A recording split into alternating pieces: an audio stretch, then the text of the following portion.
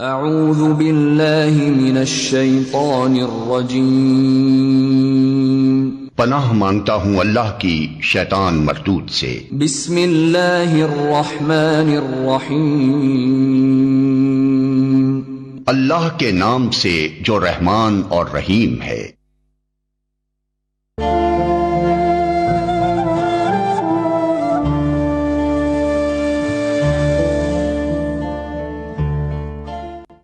A'udhu billahi minash shaitanir rajim. Bismillahir rahmanir rahim. Wassalatu wassalamu ala ashrafil anbiya'i wal mursaleen. Abu Qasim Muhammad sallallahu alayhi wa alihi wasallam. Wa ala ahli baytihi tayyibin at-tahirin. Assalamu alaikum and welcome to Faith Forum. As you can see, Dr. Warsi is not here tonight. He's performing ziyarat and I'm sitting in for him for the next week or two. Very often in mosques, the subject of youth is raised, and often it's quite unflattering. We complain about youths hanging about in the car parks, not attending majlises, and paying more attention to their mobile phones and computer friends than they do to the community and many other things that they should be doing. This evening I've got two guests with me in the studio who will present what I think is quite a different and quite an exciting view of the youth of our community. And I have with me Sister Ruqayya Ahmed. Assalamu alaikum, sister. Alaikum salam. And Brother Shabir, who is going to sit in for my false announcement that I would have two sisters with me this evening. Those of you who trust my Facebook announcements should realise that this is just a minor glitch in my usually impeccable record. As I said, the image we're often given of youth is of being feckless, self-centred, and not very concerned about the community. How would you respond to someone who says to you, "Well, what are you doing?" We're part of the Abbasi Youth Committee at Birmingham Clifton Mosque. This committee involves youths from age 15 to about 30 years old, and we do several events where the entire youth body sort of gets involved to organise events during Muharram, during Ramadan, social events. So we have a lot of events running, and I think that comment about youths not getting involved is quite false, because we have a very active youth body in the mosque. Yeah, I agree, definitely. I think especially around our age, to about from 16 to sort of 19, 20, especially at that age sort of range, you find that a lot of youth want to get involved, especially if they go to university, college, and have other diverse fields in their life. I mean, they really do want to get involved at mosque at that time. I mean, even when we go out and ask people to come help us with our events, they're always more than willing to help out. Where do you think this enthusiasm stems from? Does it just occur as you're 15 or 16? I think as children, as we come to mosque, as we grow up and we see people getting involved, especially I think from our friends personally, how I personally myself got involved with mosque was I had a close friend who was very involved at the mosque. And I sort of looked at him as a role model. And every time something came up, I asked him, "Do you need any help with this?" And slowly I got myself involved and then ended up joining the youth committee, where alhamdulillah. The Abbasi Youth Committee that we have has got quite a diverse sort of age range of youths. Majority of us were quite, I'd say the committee in itself, all the youths are so friendly that they go up to every single sort of youth in the mosque and talk to them, and you know, they kind of get involved in like sports events with them and stuff like that. So then all the youths kind of know each other in that way. They want to get involved, especially when you know people. It makes it easier for you to kind of get involved and want to do more events. And I think it's an important point that we should make, that sister isn't just a token female. The sisters have a large and important role, I believe, in the running of the youth committee and its activities. Yes, I'm the head of the Abbasi Youth Committee, and we have about 7 females and 7 males, so it's quite equal in that sense. We have a lot of females who are quite active. So, Shabir, is there a problem being told what to do by sisters? No comment. No, not at all, not at all. I think we work quite well as a committee. Everything aside, yeah, we do work quite well. That's good. That's good to hear. As you know, I've just been working on Islam Awareness Week in Birmingham, and I've also just joined your group for some events. And I must say, I've been very impressed with the openness and the cooperation between people of both genders, and the way people step up and take responsibility. Do you think this is to do with our religion, or to do with the particular structure that the Abbasi Youth Committee has adopted?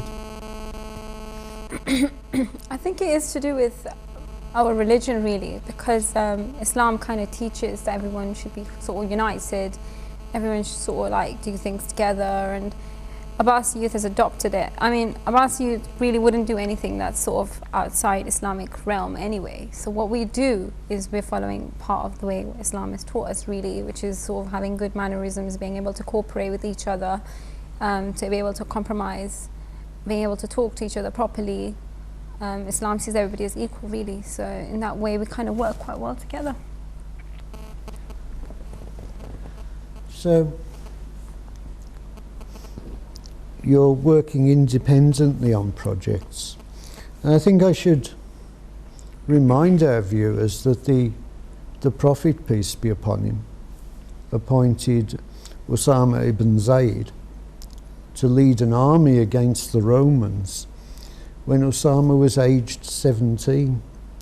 And one of our criticisms of the companions at the time was that they didn't immediately obey the Prophet, peace be upon him, but they hung back from following the appointed leader of an army because he was so young.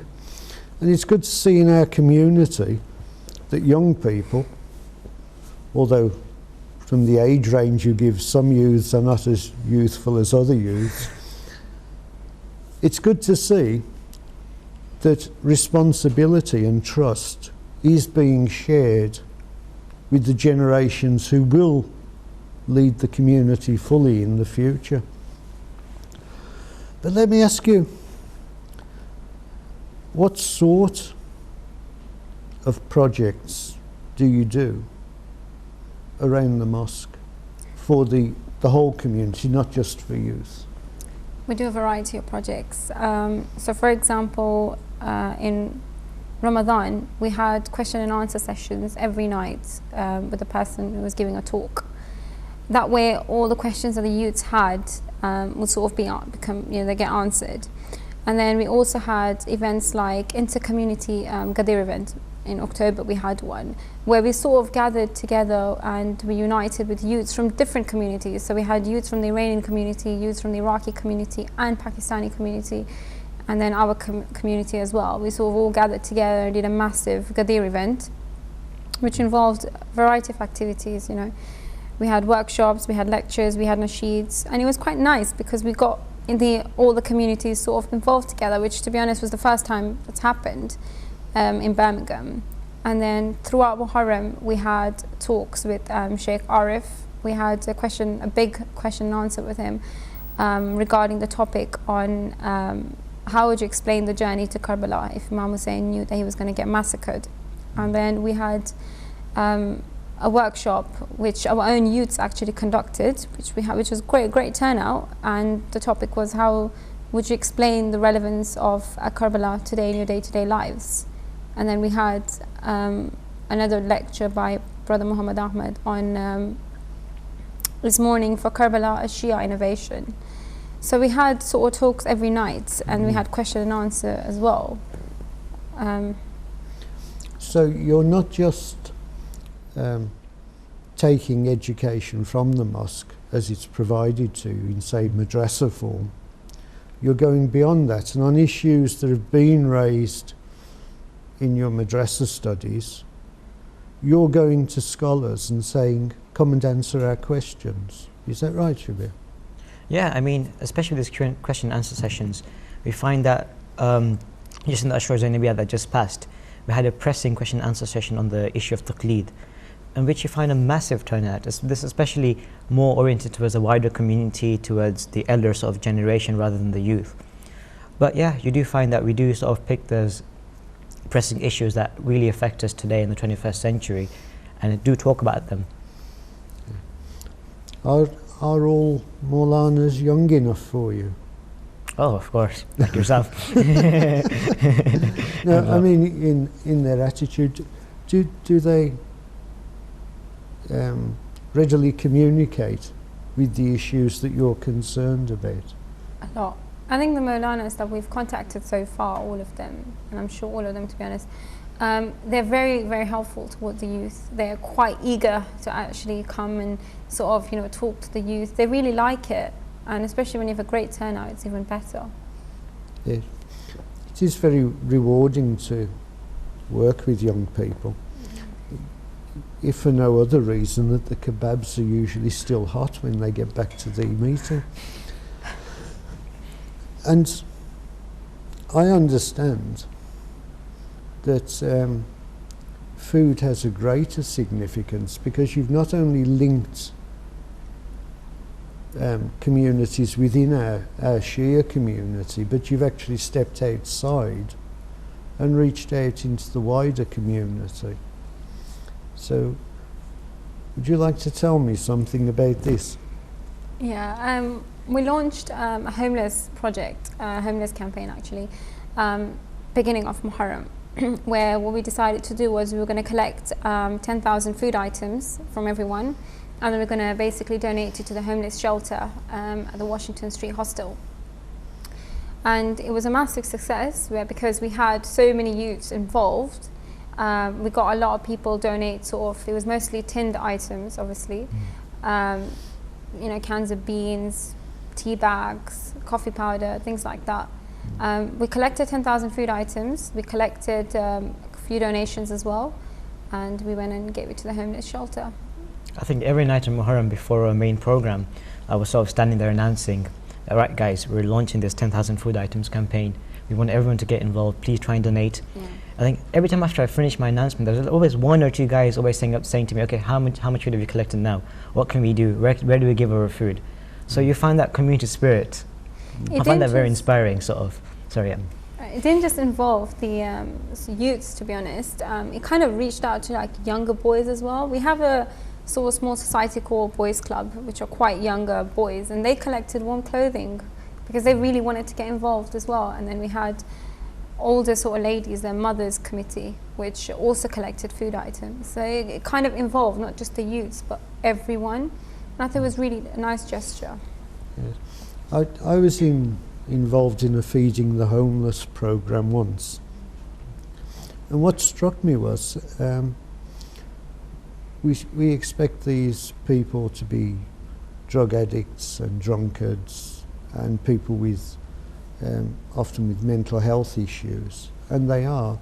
But I noticed they always said thank you when you gave them food, and I think it's quite interesting that often we forget to say thank you to people who do small services, and I hope the community have thanked you all for what you've done, for the way the community has reached out and given a good impression to people outside of our community.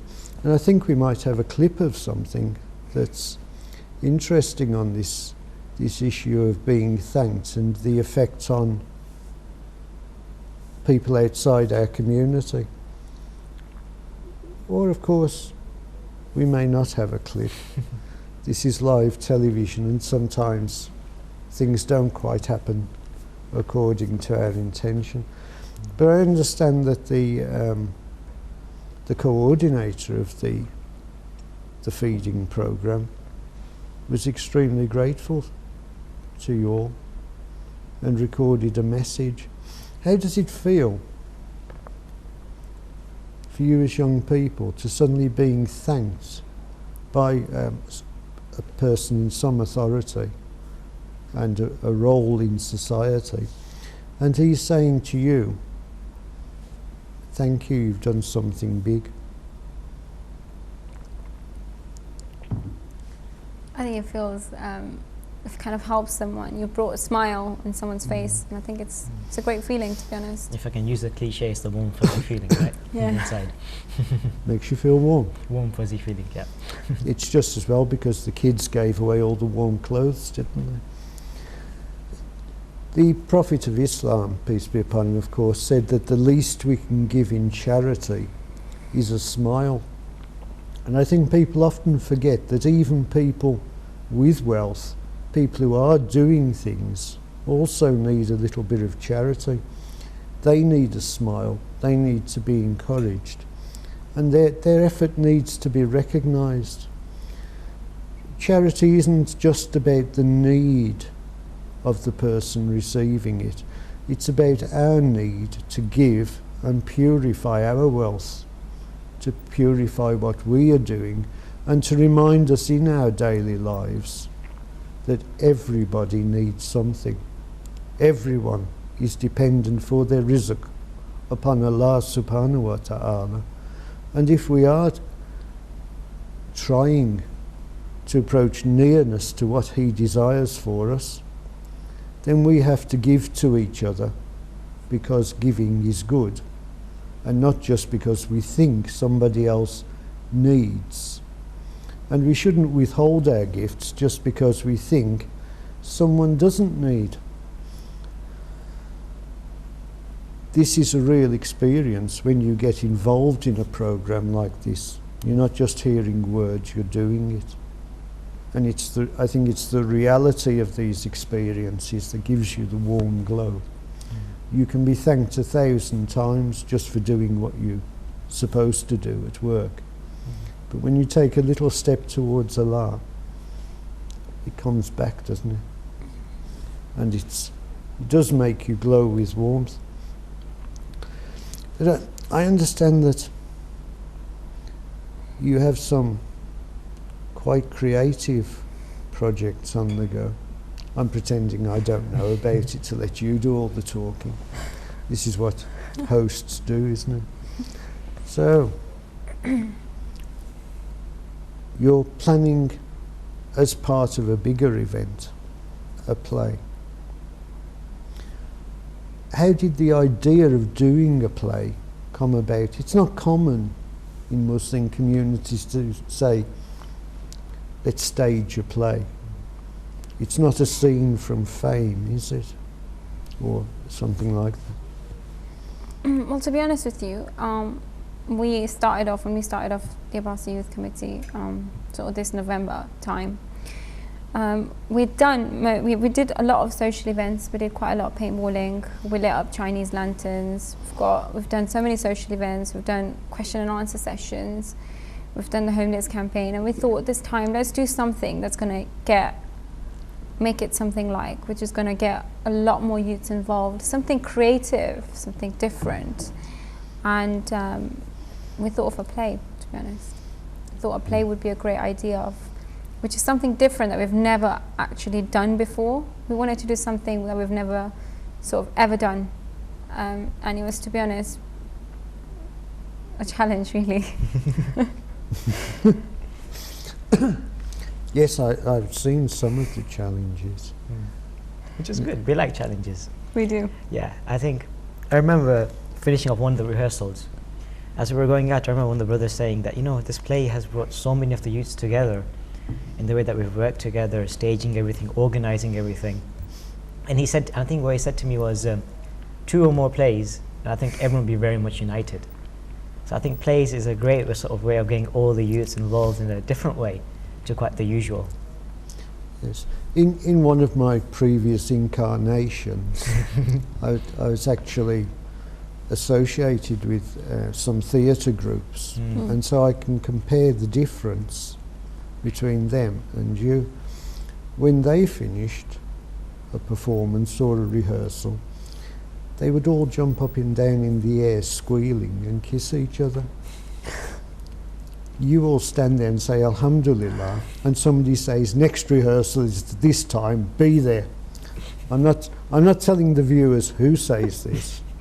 It's not the brother. But it's a remarkable organic order that you've established, and it seems to be working.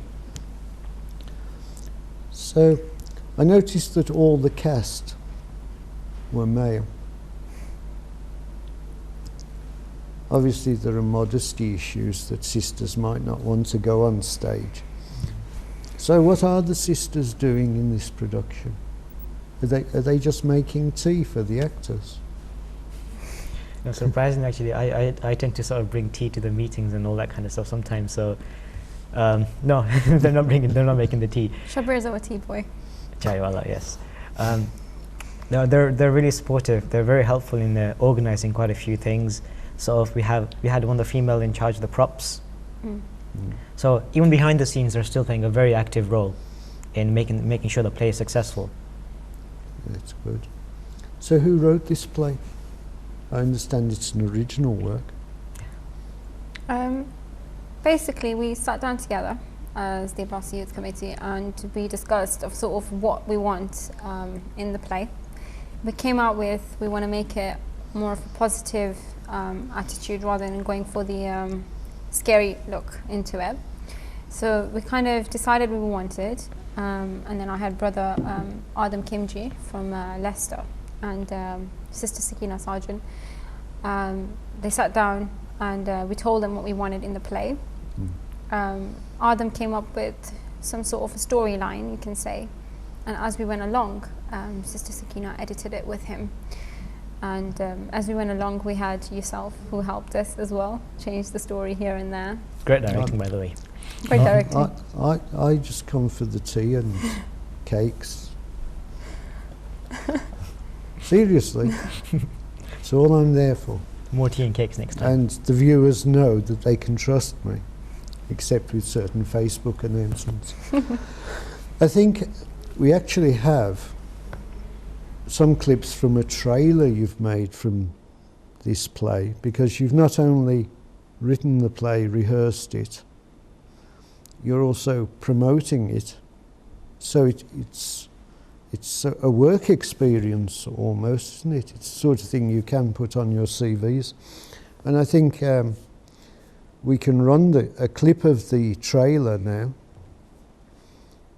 Once. You know how that saying goes. Well, the reality is, that's not the case. Oh Allah, I am a sinner. I am now in front of you full of remorse and regret. I cannot bear the tightness of this grave. I feel as though each bone in my body is being crushed. And I am scared of that snake that sits so threateningly at the top of my grave. واللحد يحكي ظلمة فيها ابتلائي والنور خط كتابه أنسي لقاء. So it's not only a journey to the unseen as the subject of the play, it's also something of a journey into the unknown for the whole project, and roles you've been taken within the project. What obstacles have you had to overcome in doing this? Has there been reluctance on the part of anyone to you undertaking this project? Not really. When initially we came up with the idea of the play, and we decided, we kind of, told everyone that this is what we want to do. this is the itinerary, this is how we'd like to present it. We had no issues at all. Everybody was quite supportive about the idea. In fact, a lot of people were more keen in taking part. We had so many people who wanted to take part in the play, and we had less roles, to be honest. It came to that point. So we had no reluctancy at all, no hesitations from anyone. I think one of the interesting things was, as time went on, I think we started initially as something very small. So we just staged it at our local mosque, had a few props here and there, and our vision was quite limited. But I think as the days went on, the rehearsals went on, we added bits here and there, we tweaked stuff. And then we thought, okay, we're doing this play, let's just do it big. So the ideas went on from there, and we eventually got an actual sort of stage, and progressively moved on from there. Yeah. So the whole process has been a bonding process, building greater brotherhood, greater sisterhood within the youth community. You're learning to rely upon each other and to trust each other more or less than you did before. I won't ask you to say which. But of course, coming from communities that don't normally do theatrical productions, we haven't got any stages, have we? So, would you like to tell us how you got round this?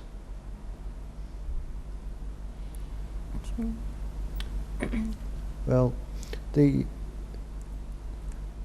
staging of the play is being done in a Catholic church, isn't it? So not only have we got another outreach situation, we've also got an interfaith dimension. Now, as young people, you've suddenly found yourselves negotiating a rental on a hall with the representative of another faith. Possibly you never thought you'd be sitting in a priest's parlour arguing over money. How has this experience expanded you? I think our viewers will be interested, because we all talk about interfaith as if it's something separate and special and something just scholars do. But on a very practical level, you're involved. And I'd like to learn from your experiences. I think, to be honest with you, because we're a youth body, sort of all faiths really, really like it when youth sort of get involved and youth sort of come and talk to them. So we had, to be honest, when I first went there, I was quite, nervous because I didn't know what to expect. And a few of my colleagues that were there with me, none of us knew what to expect. But I think when we went there, we were welcomed quite well, because we're a youth group. They really liked that enthusiasm. They really liked sort of us getting involved, and they were quite curious and quite keen in supporting us, really. We could hold rehearsals there, whenever we liked, in terms of we were given certain dates, and I think it was great. It's a good experience, to be honest. I think what we found was that they were very accommodating, especially. They're quite flexible with the timings and the way we worked around. So it was a really good experience, all in all. And we're continuing to work with them. Hopefully, also we plan to work with them also in the future. If we look back at past times like primary school and all those sort of all those times we sort of do more recreational stuff, plays and all that kind of stuff. We tend to do those in a sort of church venue. So maybe it's about time for our mosques to sort of take this forward and build the future communities around, sort of to accommodate for theatricals, for plays maybe. It's definitely built great relationships between us and the place where we're doing the event. Definitely. So, which church is it you're? St. John's the Evangelist Church, which is on Mary Street. What area is that in? Balsall Heath. Balsall Heath, yeah. Oh yes, I know. So it's the church that's just off Edward Road. Yes. Yes, I know it. Yes, very nice priest there. Father Dominic, yes. Very good man. So you're now in a position to talk, in a sense represent Islam to an official person in the Roman Catholic Church. And I think this is a big step for the community.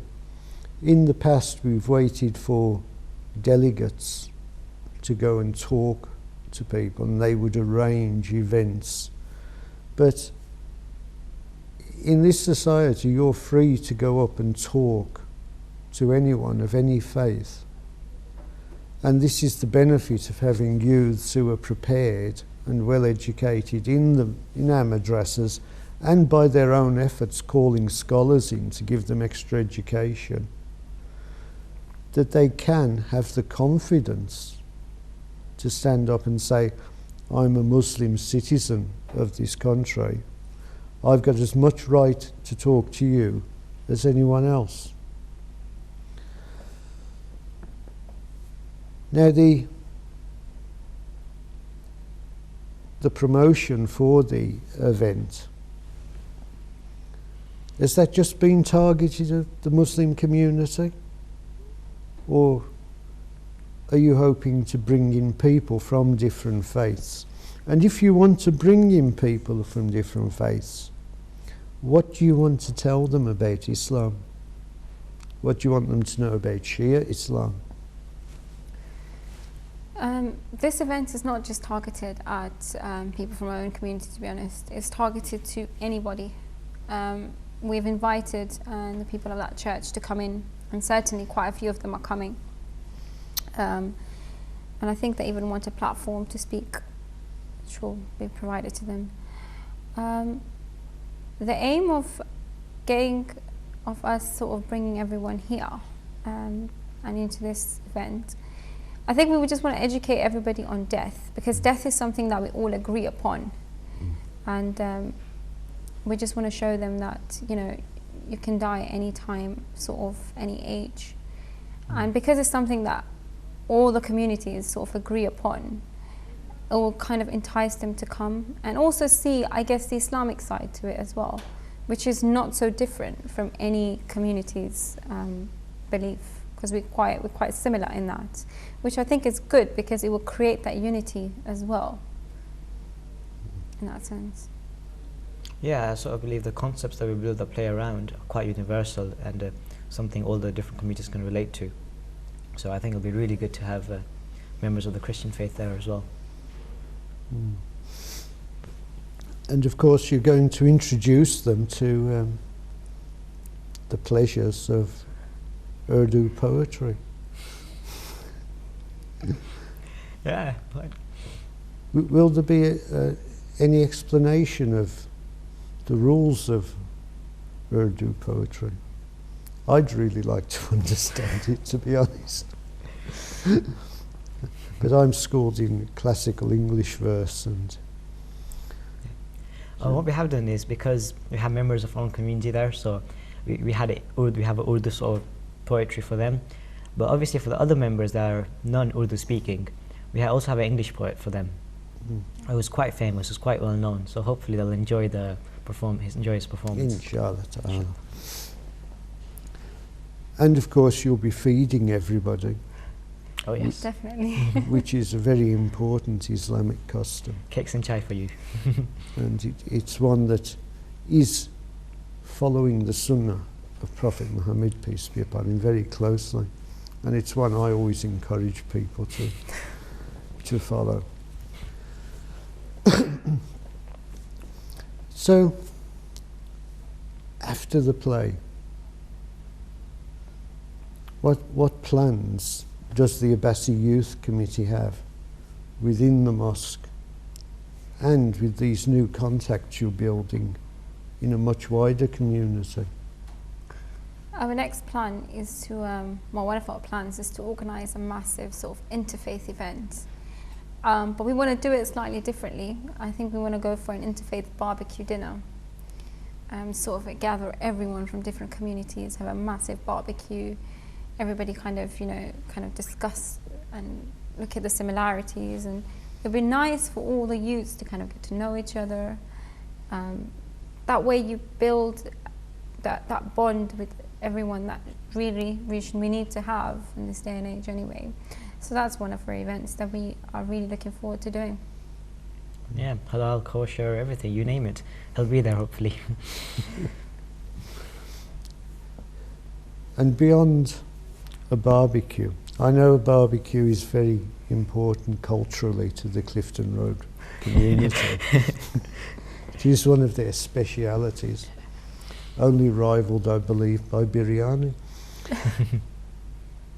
In the long term, one of the issues that we've had in this area of Birmingham, in particular with a high Muslim citizenship, is youth employment, young graduate employment, where Muslim graduates have a much higher rate of unemployment than other ethnic religious groups. Is this the start of youth helping themselves to prepare for getting jobs? Is this something we need? And what can the youth tell the trainers in the community that they need to get the young people jobs? I think one of our plans was to sort of work and liaise with the upliftment committee at our mosque to help people, give them a more professional sort of portfolio. I mean, like you said, the things that even us guys are doing, it's really good for our CVs and all that kind of stuff. So I think hopefully in the future, with more events oriented towards helping people build their careers and build a better portfolio for themselves, more sense of professionalism, I guess we want to introduce to the community.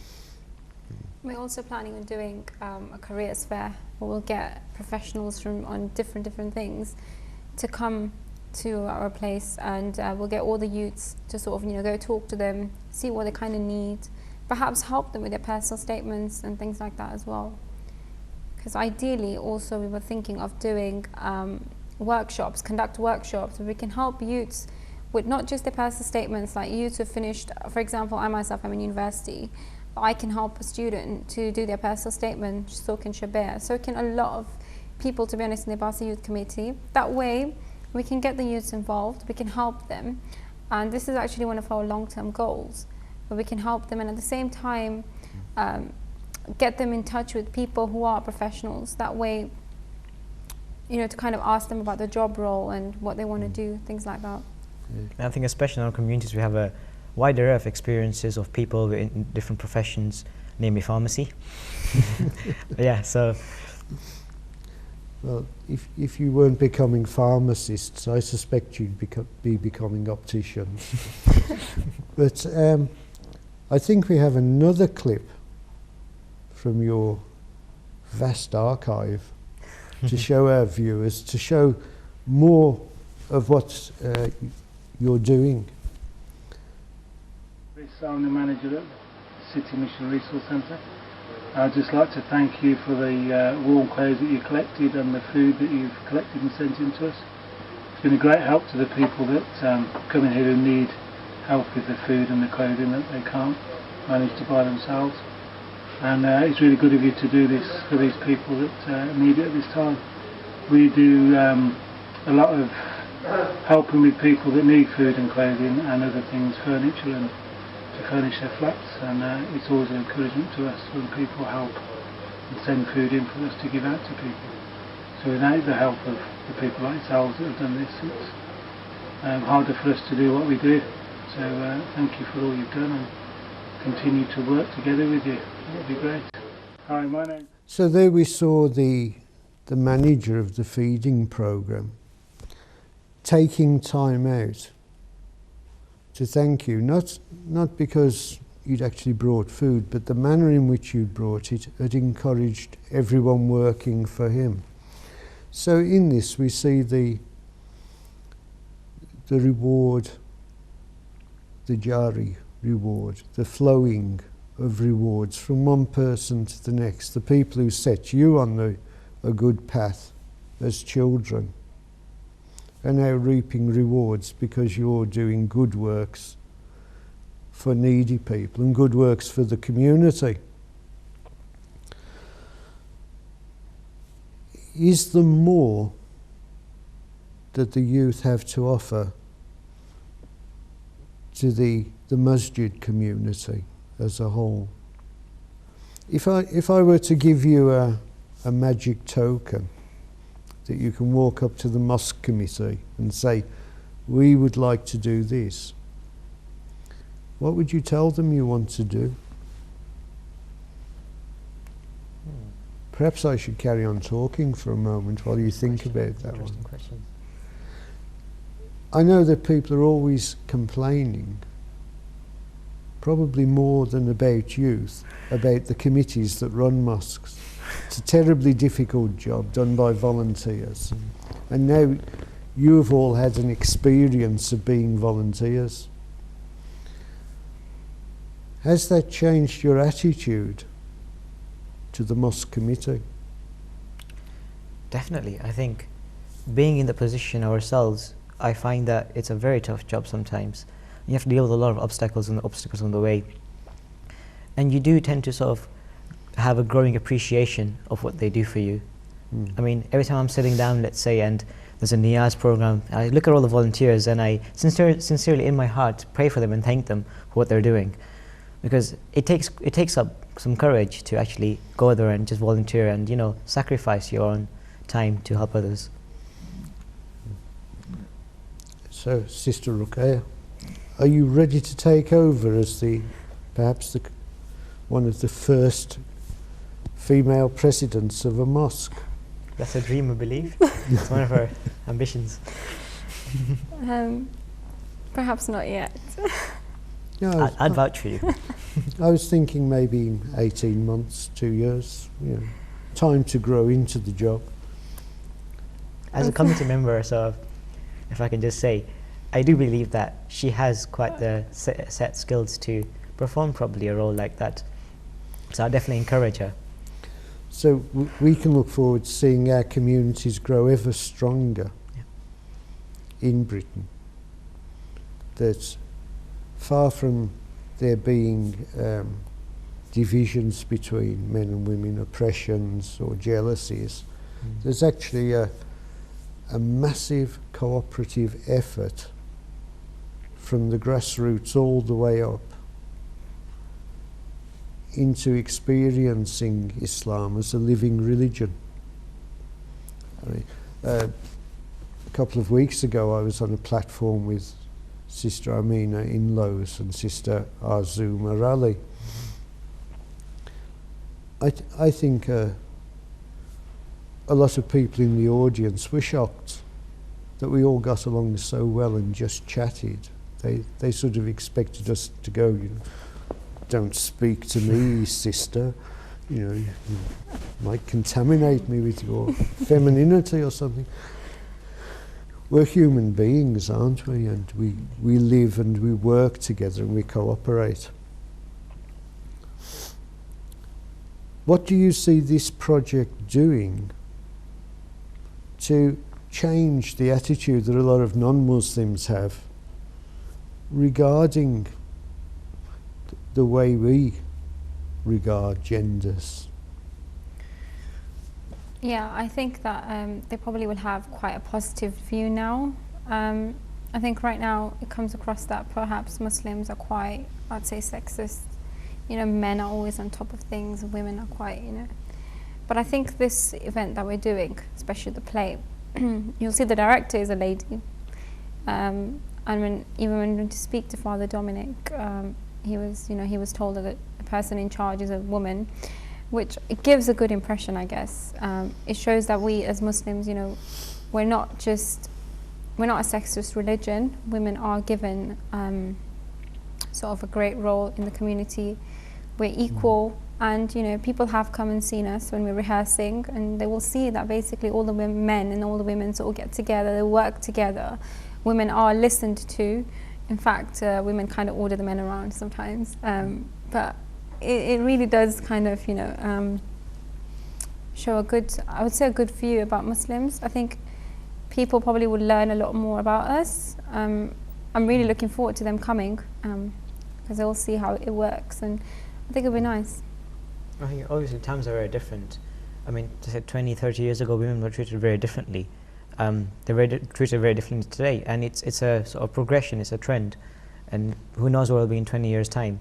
But I think, alhamdulillah, overall it's a positive trend, and we have quite a, look at our own Islamic heritage, we hold women in a very high esteem, and hopefully that's something that we'll be working towards. Inshallah it will be. I hope so.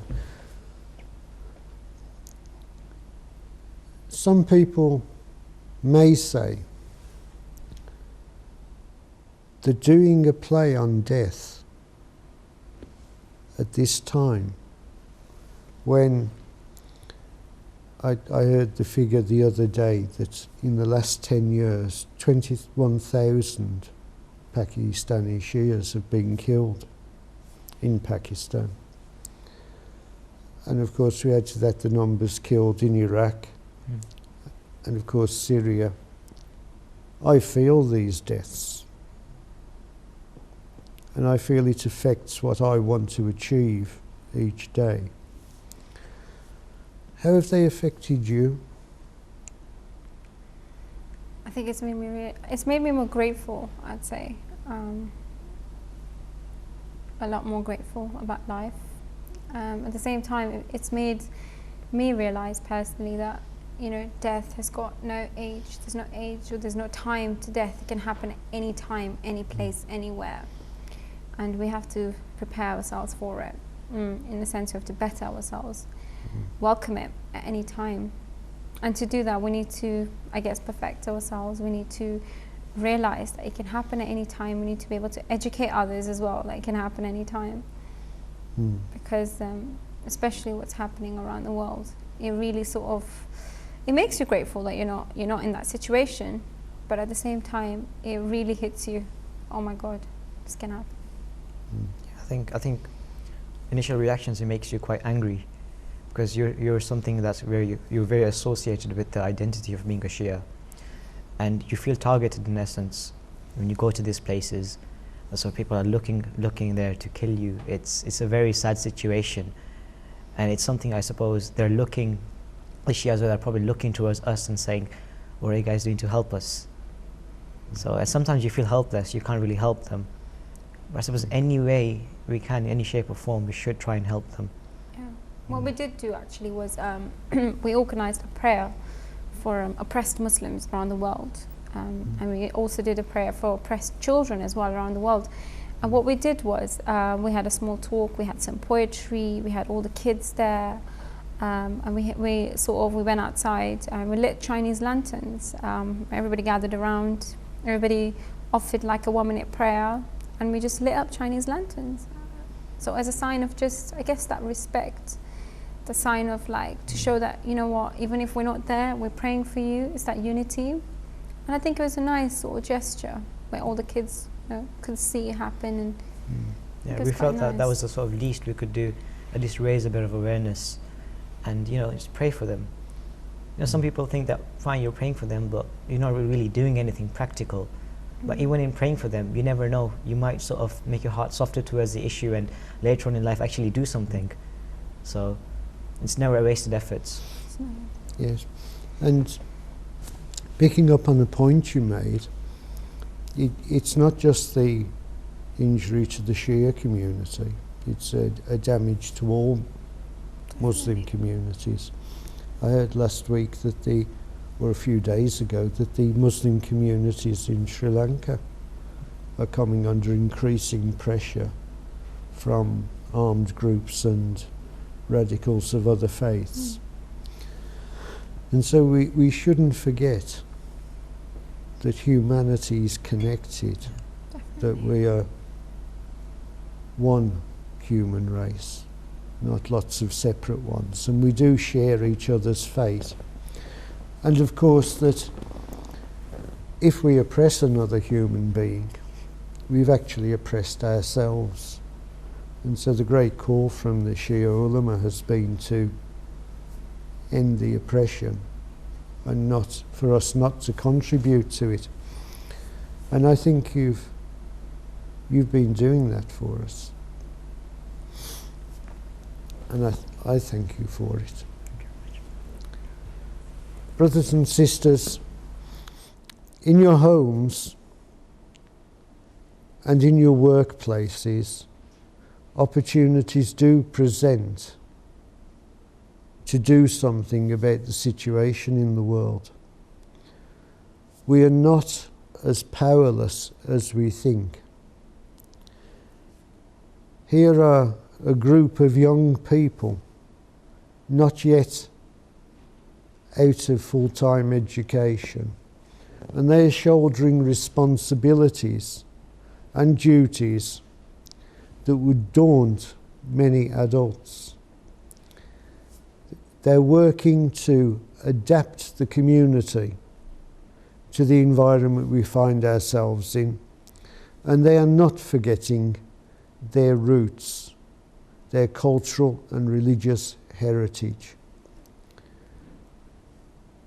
Our faith needs strong, flexible young people to carry it through for more centuries until the return of Al-Mahdi alayhi salam wa ajala ta'ala farajahum, and the return of justice to the world. Because there's little justice in the world doesn't mean that we should stop striving for it. And we should strive for it with whatever talent we've got, with whatever group we can bring together to stand up and say, we are human beings, we deserve to be treated with respect, and we deserve justice. These young people have looked at a subject that philosophers shudder at. They've returned to the teachings of Islam and put together a presentation in which not only have they learned more about the faith we share, but they are sharing what they know with others within and without the community. This is noble work, and rather than criticising our youth and always giving programs and lectures on how the youth should treat their parents, I think we should say to their parents, all parents, I'm a parent, learn to trust your children a little. Encourage the good. I'm not saying forget to prohibit the evil, but remember, when you forbid evil, you must encourage the good.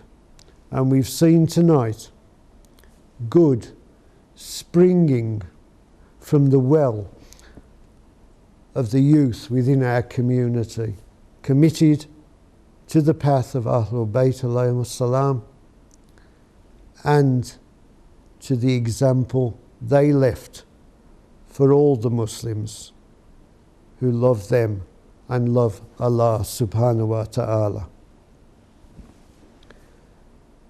Brothers and sisters, I wish you a peaceful night, and I ask you to pray for the mahum and mahumat around the world. As we live and prosper, we should not forget them or their dependents or the future that all the children of the world should be given. Assalamu alaikum wa rahmatullahi wa barakatuh.